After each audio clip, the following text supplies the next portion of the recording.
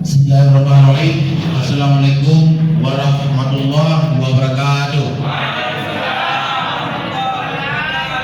Alhamdulillah, puji syukur kehadirat Allah, selawat kepada Nabi, dan yang kami hormati pimpinan Pembantu DPW, sekalian beserta pengurus DPW Partai RT beserta di Sadang ini yang diantar langsung oleh tim pendukung setia dari pusat sampai sekarang.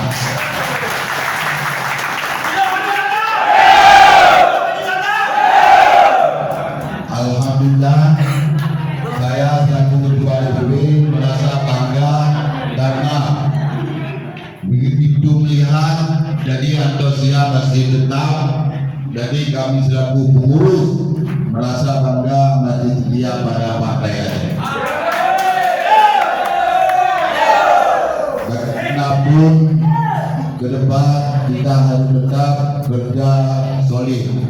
Jadi kursi yang telah ada 2 kursi di DP, insya Allah ke depan sanggup kita pertahan kembali.